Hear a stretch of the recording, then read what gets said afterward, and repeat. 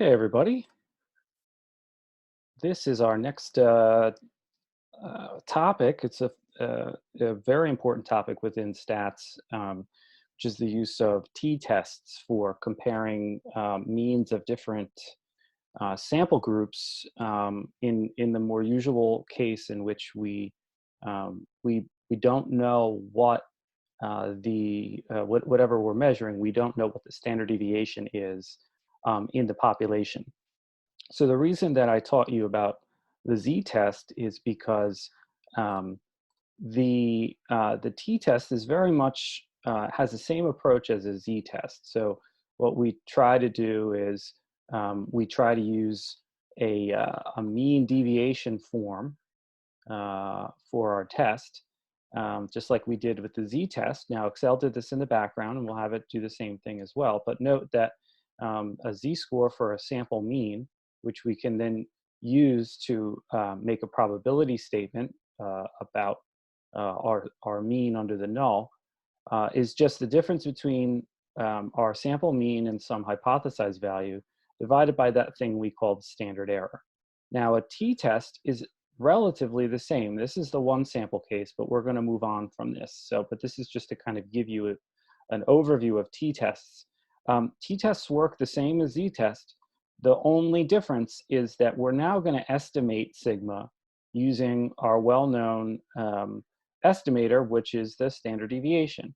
So if we were doing a one sample t-test, so for example, if we wanted to just compare the mean of a set of students in terms of how much they study, and we knew, like let's say you picked about 20 people from your dorm or your neighborhood, you asked them how much do they study in a week, and let's say that you hypothesized that because you read a news article that people in your age group usually study like 10 hours a week, but you didn't have any standard deviation information.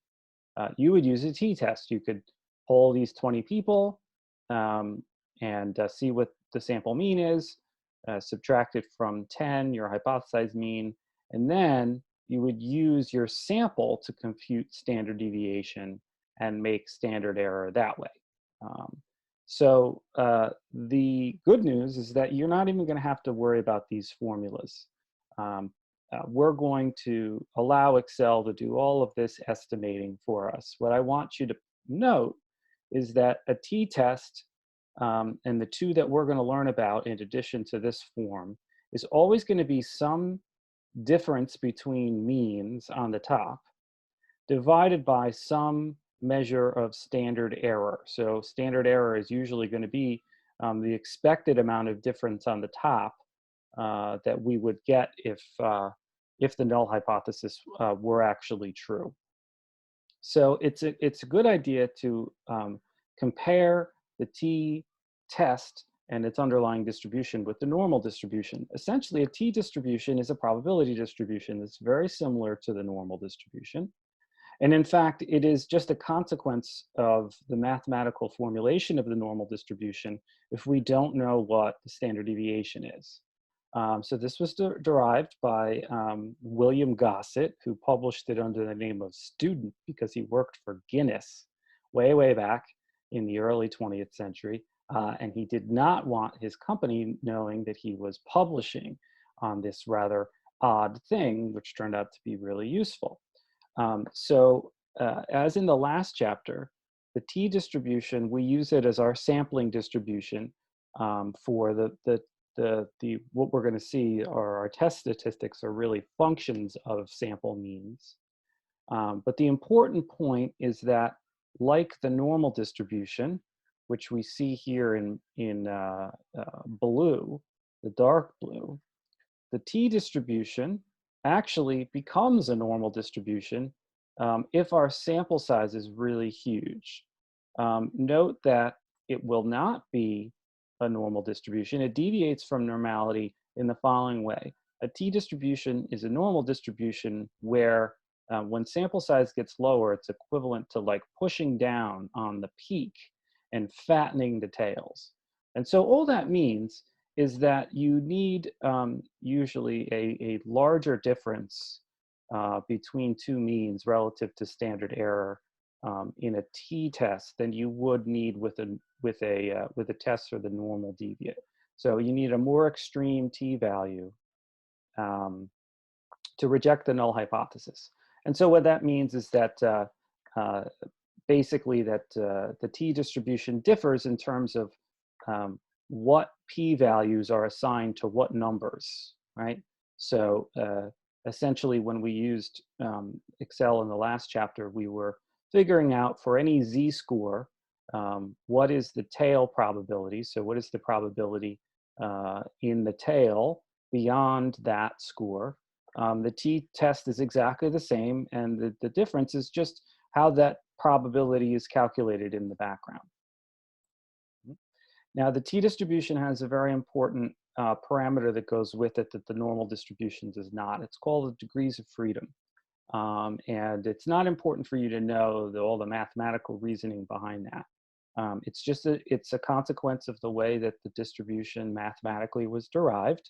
And it is a function of the sample size. And its role is really what we call it's a shape parameter, meaning that it just alters the shape of the distribution a little bit as degrees of freedom goes from 1 to 20 to infinity. The distribution gets more peaked. And again, all that does is it's changing the mapping between your p-value, your 1 or 2-tailed p-value, and the t statistic that you're not even going to compute, that Excel is going to compute for you. The larger your sample size is in any study in which you use a t-test, the more and more like a normal deviate test that test becomes. But it's often good to use a t-test as it'll be a little bit more conservative when you're estimating things in the population. So that's a lot of theoretical stuff about t-tests, which is great for you to know. What we want to do, however, is I want to put this in a more practical setting, which is that the reason we care about t-tests is they're very useful in experimental research, employing multi-group designs, well, really just two-group designs. And so when we have an experiment that has more than one set of observations or more than one set of people, we actually have a question to ask ourselves, which leads us to a different type of t-test depending upon the answer. So the first question is that are your observations that you have, are they from one set of people or from two sets of people? If they're from one set of people, you have a correlated groups or repeated measures design. And this is exactly the scenario that we looked at in chapter 10 with the study on AIDS patients and marijuana and whether that affects their appetite. So the procedure that we would use to test that in the t-test land is called a correlated groups or dependent samples or paired t-test. So we'll go through that first and show you how to do that in Excel. And then we'll move to the situation that's far more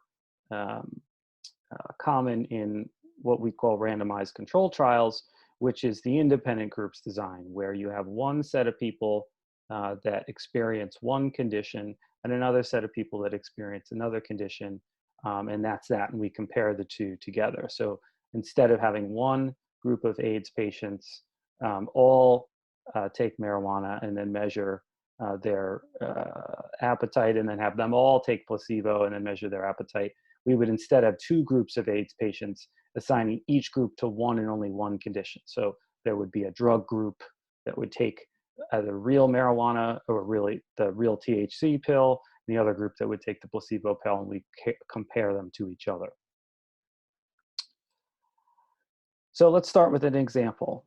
Now we have an example in which what we're going to do is evaluate the impact of an advertising campaign on one group of families. And so the scenario is the government's considering mounting a nationwide energy conservation campaign.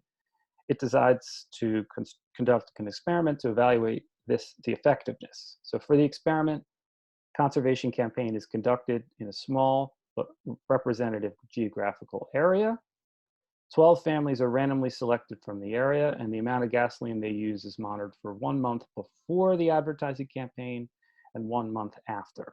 right? So essentially we have 12 families, 12 units, experimental units, and we measure each family's gas consumption twice, 1 month before the advertising campaign is put on TV, and 1 month after that. So it's a repeated measures design. And instead of approaching it in the way we did in chapter 10, instead, now we're going to be interested in the actual amount of, on average, the amount of difference in gasoline consumption per family, across family. And so our sample statistic of interest, so the thing that we would compute from our data, is actually going to be the mean of the average amount of difference between each family's before and after score.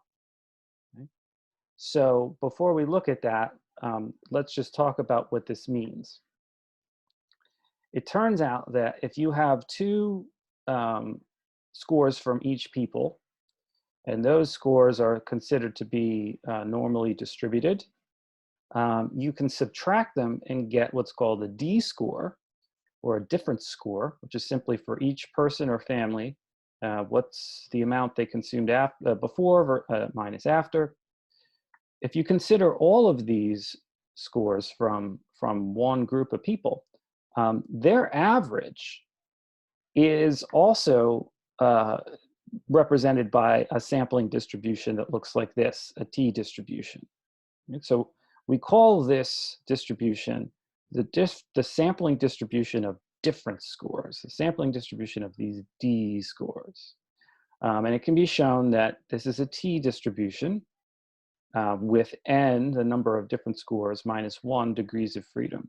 And if the null hypothesis is true, then the average amount of difference that we should expect, so if the advertising campaign doesn't work, so the null hypothesis is true, then on average, the difference between before and after gas consumption, that should average out to 0 if the null hypothesis is true. So what we're going to do is we're going to use Excel to take our data, transform it into a number on this distribution, and evaluate if the null hypothesis is true, evaluate the probability of obtaining an average amount of difference across our families, and the probability of obtaining that amount or more extreme. And again, we're going to compare that p-value to alpha and decide whether or not to reject the null hypothesis.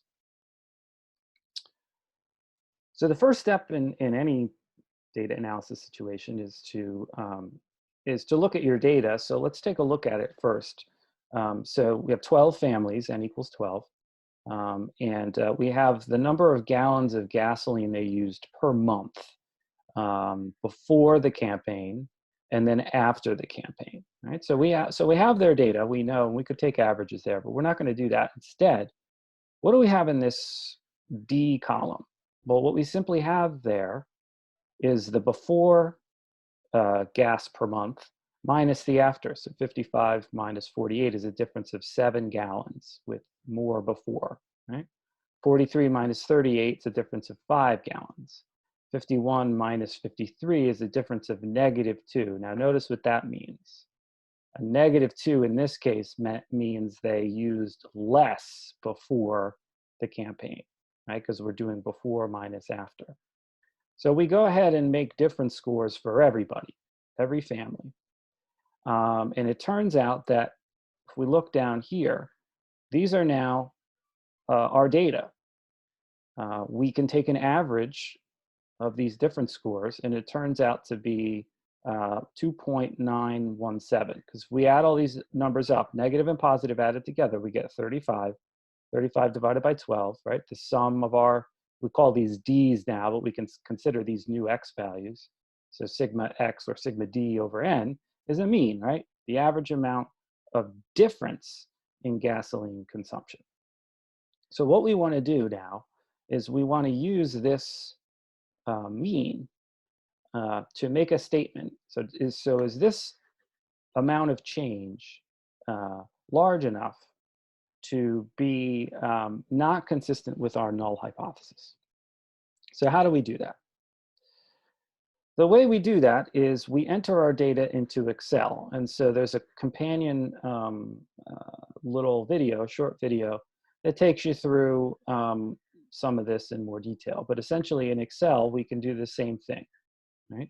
We can type in our data, and then we make our difference score column. Now we need to do this. Here you notice I've computed the average using equals average. And here I've also computed the standard deviation of the different scores. So the standard deviation of these 12 numbers is 3.476. Now I do that because I'm going to need it later. I don't use this, well, Excel uses that in the t-test, but we're going to let Excel compute the rest for us. But we're going to need that later. And so you compute these first and put them aside because we're going to want them in a little bit.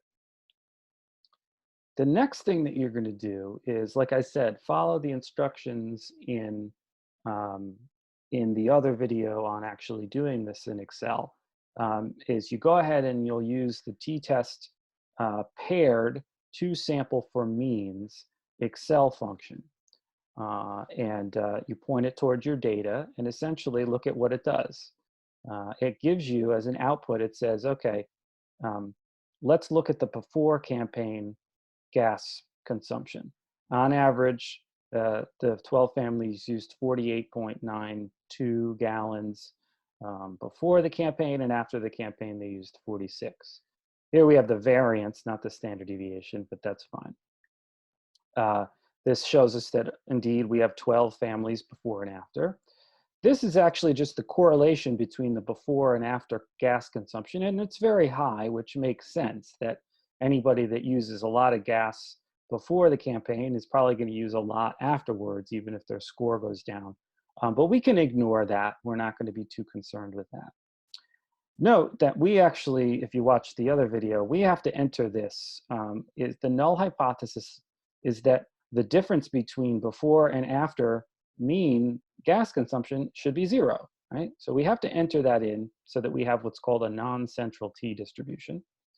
And then Excel computes the t statistic for us. So this is our test statistic.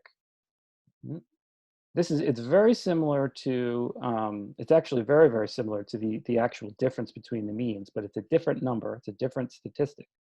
And it's almost like a z-score, it's a t-score because we used a slightly different method to get it. So Excel pumps that out for you, and it also gives you the p-value for a non-directional two-tailed test right here as 0.0142. Right? So let's say if we had used 0.05 alpha, our results are that our t score equals 2.91, which has a two-tailed probability of 0.01. And if we used alpha 0.05, this p-value is less than alpha so that we could reject the null hypothesis. So we can reject the idea that the true difference between people's consumption before and after the campaign is 0. We can reject that and maybe suggest that the campaign works, right? So I want to stop here for a minute. If you didn't watch the other Excel presentation or video first, you might want to watch that just to see how I got this output. And that's what you're going to do, is you're going to use that. So the important components of it are that it computes the what we call the correlated groups or paired samples t-test value, and then this is the p-value attached to that. And that, along with the degrees of freedom, are very important to report as results of a t-test, and we'll talk about that in a little bit.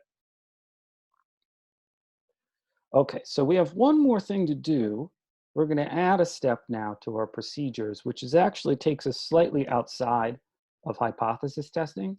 And this is that we're going to compute what's called effect size. Now, effect size this particular effect size is what we call sort of a standardized effect, meaning that what we're simply doing in this case, we're going to call this d hat for Cohen's d. For correlated samples, The top here is what we had calculated in Excel before we did the actual t-test as the mean of the difference scores, right? D obtained, D bar obtained. And this is just an absolute value sign so that we keep D positive. What's this bottom part? S sub D? This is the standard deviation of the different scores, which again we computed.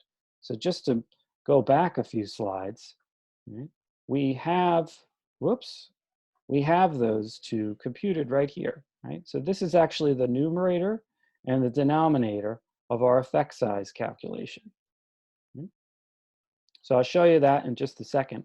But the reason that we do this is because we can use this statistic to compare across, let's say we ran a bunch of different studies of the effect of this advertising campaign on people's gas consumption. But let's say we measured gas consumption differently across the groups and there were different numbers of people in each sample. That makes it difficult to compare the means to each other and mean differences, raw mean differences. So instead, what we can do is standardize them, just in the same way that we make a percentage out of a test score so that we can compare it across different types of people. We're doing that here. And so Jacob Cohen, who derived this statistic, made suggestions that you could interpret the magnitude of an effect size as small if it's sort of in the area of 0 to 0.2, as medium size if it's in the area between 0.21 and 0.79, and then anything greater than 0.8 could be considered a large effect. So what we might want to do is look across the literature. This is very useful for meta-analyses where we look, let's say we obtain 10 different studies of the effect of advertising on people's behaviors for conservation and energy consumption. We could look across them and compare the effect of the campaign in terms of these D units of effect sizes across each one and say, oh, this study showed a large effect of advertising campaign, whereas this one was just a medium effect. So that's something we do in addition to significance testing, because significance testing can be limited in the sense that we can make those type 1 or type 2 errors.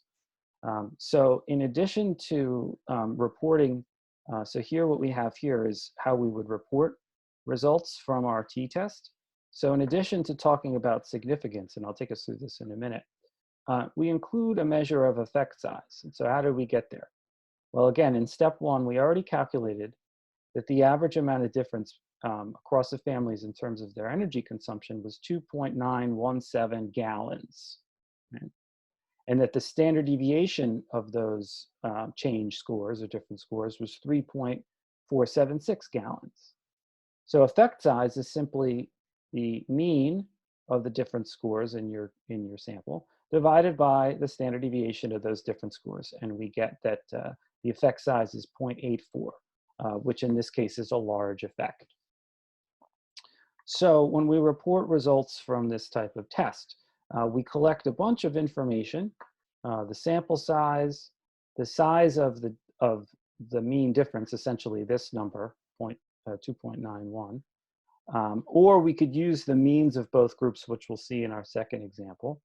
We want to report the t-value and the degrees of freedom. This is just so someone else can make a check and make sure our p-value is correct. Right? And then we report Cohen's d, and we're going to round everything to 2 decimal points, as you'll see in a minute. So here's how I would report the results of what we just did. I'd say gasoline consumption for 12 families was measured before and after an advertising campaign. So I'm mentioning how many families, and I'm mentioning the design, implying it's a correlated groups before and after design. Then I say on average, so now I'm going to report the mean difference. On average, families used 2.92 more gallons prior to the campaign, because that's the way that I was doing. I was before minus after. This difference was significant, and I can say that because I rejected the null hypothesis. Here's my evidence for that. We used a t-test. It had 11 degrees of freedom. The t-value was equal to 2.91.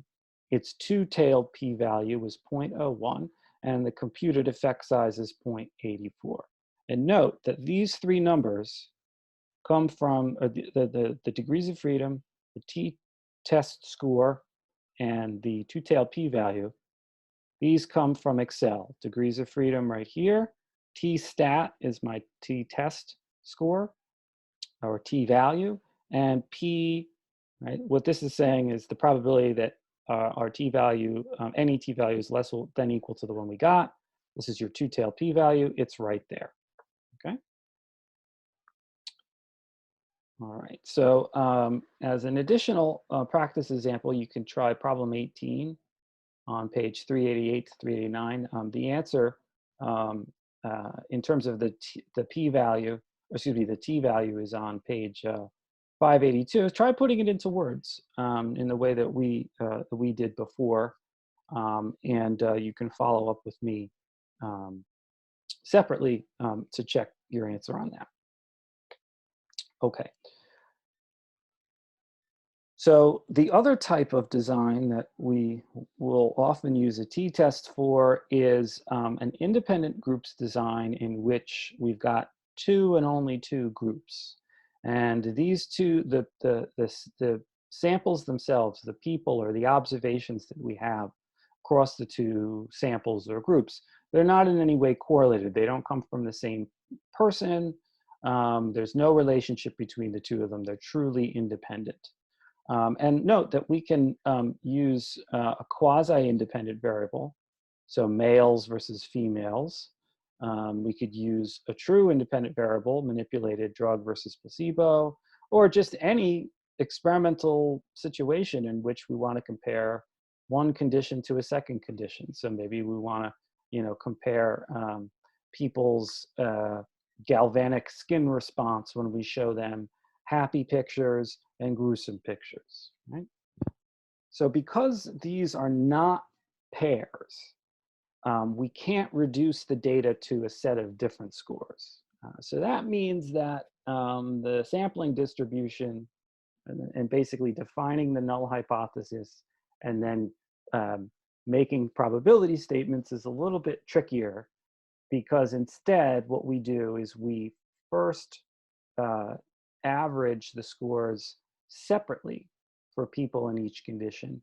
And then our t-test is a test of the difference in those averages, or it's a sampling distribution of means. Whoops, it's a sampling distribution of differences between means, which is distinct from the correlated groups, which is a distribution of means of different scores. Now, the good news is the shape is still a t-distribution. Okay? But note, what we're interested in now is if the null hypothesis is true, and we consider mu1 as the population mean for whatever group 1 is, and mu2 is the population mean for group 2. Okay?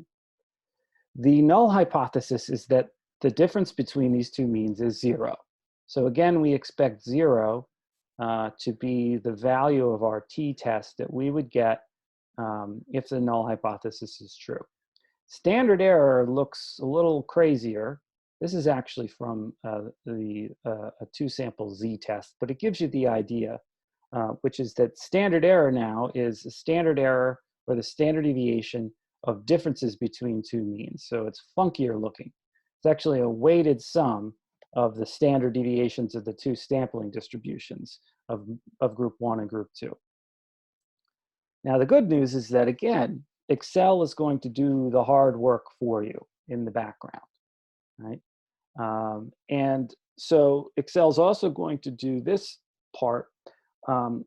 So again, for independent samples, t-tests, the alternative hypothesis is going to be familiar. It's always going to be something involving one group being different than the other.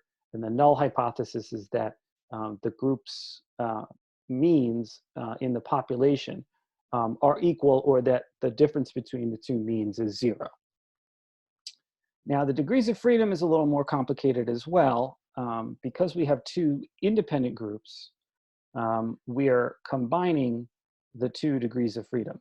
So again, you don't have to do this by hand. Excel will do this for you. The degrees of freedom of an independent samples t-test is if we let n sub 1 equal the number of people in group 1 and n sub 2 equal the number of people in group 2, then essentially the degrees of freedom of the test is just n minus 1 plus n minus 1. So number of people in the first group minus 1 plus the number of people in the second group minus 1, which you could also manipulate and do the total number of people minus 2. Now, importantly, these two groups don't have to be equal sized, but it's a good idea for them to be similar, or else we can get some kind of weird things. But again, what the degrees of freedom parameter does is it just changes the shape of the t-distribution. So it's important for us to report it in our results. But again, Excel is going to compute it for us.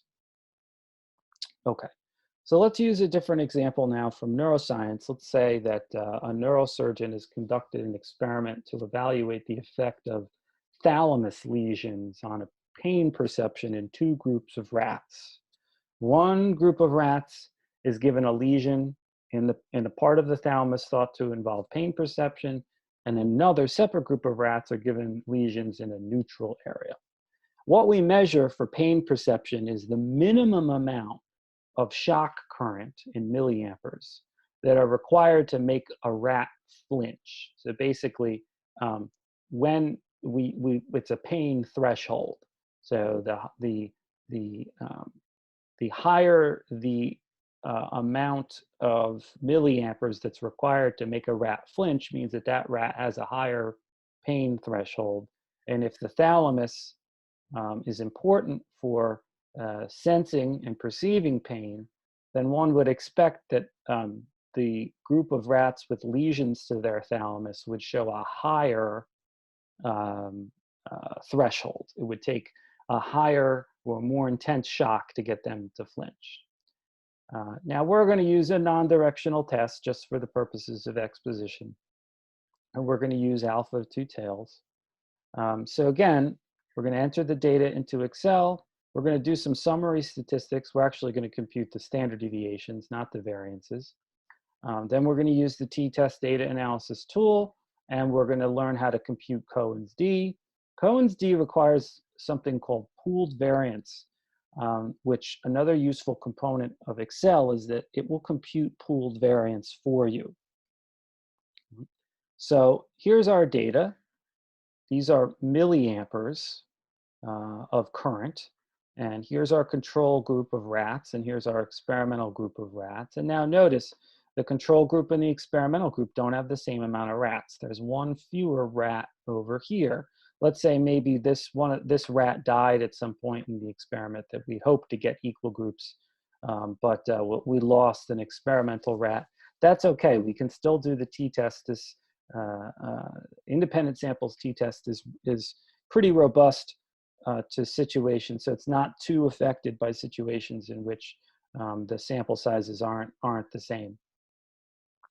So again, using Excel's functionality, we can compute the average pain threshold in milliamperes. And note, right, it takes more, a higher current to get the experimental rats that have damage to their thalamus, to get them to flinch, than it does the control group. So we're simply going to test using the t-test whether that difference is significant or not.